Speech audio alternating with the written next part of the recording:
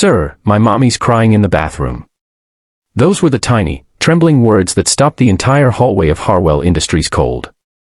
A boy no older than 7 stood there clutching a worn backpack to his chest, his brown eyes swollen with worry, his voice barely more than a whisper swallowed by the buzzing fluorescent lights. Jonathan Harwell, the CEO, the man who everyone swore had ice in his veins, froze mid-step. He had dealt with collapsing deals, investors threatening to pull millions, and crises that would have crippled most companies.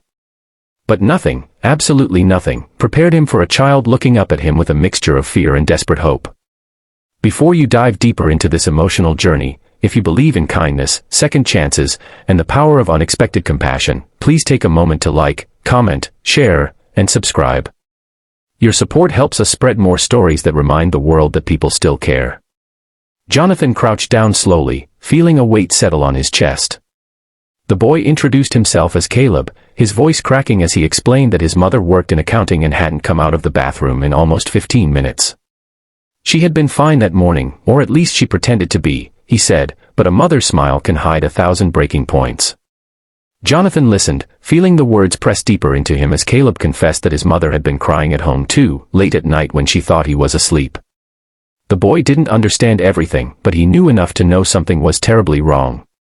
Jonathan had never walked faster in his life.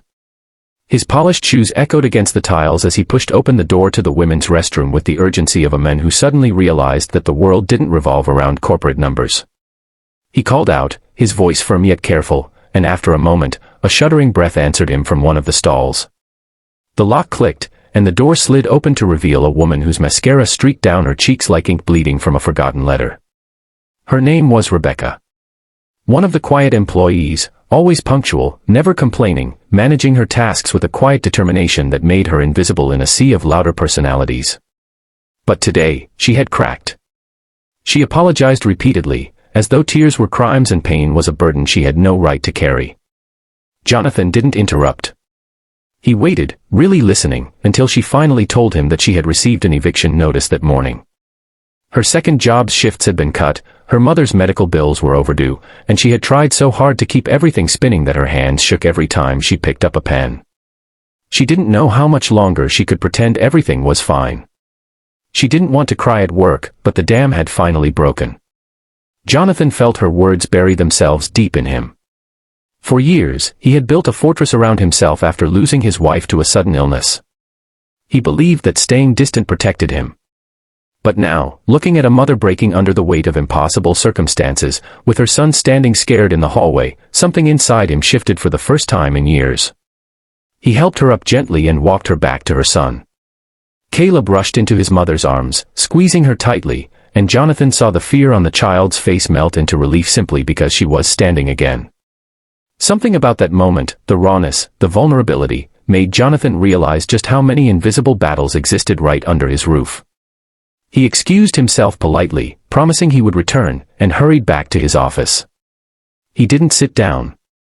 He paced. He stared out at the skyline of Seattle, where towering buildings cast shadows over people whose lives were held together by threads. He had the resources to change that. For years, he had funded charities from a distance, signing papers and attending galas, believing that was enough. But that was faceless giving. Here, now, was a chance to do something real, something personal, something human. He called HR, finance, operations, whoever could help. A whirlwind of actions followed, emergency assistance arrangements, an internal fund he didn't just authorize but expanded personally, flexible scheduling policies, mental health support initiatives. But before any of that rolled out to the company at large, he returned to the small conference room where Rebecca sat with Caleb, trying to regain composure. Jonathan didn't tell her everything yet.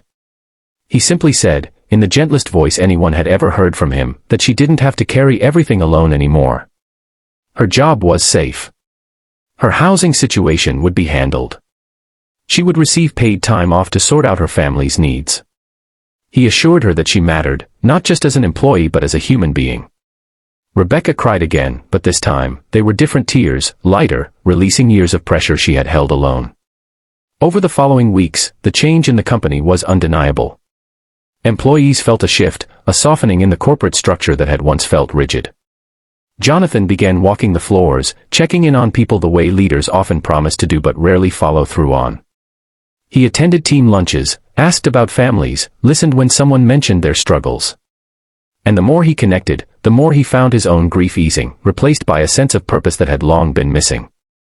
Helping others didn't erase pain, but it gave it meaning. Rebecca, slowly but surely, rebuilt her life. Her mother received proper care, her home became stable, and things that once felt impossible became manageable. Caleb blossomed too. His teachers called to say he was smiling more, participating more, and seemed less weighed down. He began drawing pictures of the men who helped Mommy, always adding a cape even though Jonathan wore a suit. Each picture made Rebecca cry in gratitude and laugh at the same time. One particular Friday afternoon, a few months later, Rebecca knocked softly on Jonathan's office door. She wasn't crying now. Instead, she stood tall with a confidence she had forgotten she possessed. She thanked him, not just for the financial help, but for seeing her when she felt invisible. She explained how his compassion had changed not only her life but her son's future. Jonathan listened, humbled, realizing that sometimes the most profound impact comes not from grand gestures, but from choosing to care at the very moment someone believes they don't matter. The company continued to evolve. Jonathan established the Harwell Hope Initiative, creating resources for employees facing hardship, ensuring no one within those walls ever needed to suffer in silence again. What began as one small boy's trembling plea had sparked a movement of empathy throughout the organization. The culture transformed from cold efficiency to warm community. And for the first time in years, Jonathan felt truly alive. As for Caleb, he visited the office often, bringing drawings, little thank you notes, and a contagious brightness that made even the hardest days easier. Jonathan would look at him and smile, reminded always that kindness isn't weakness, it's the force that changes everything.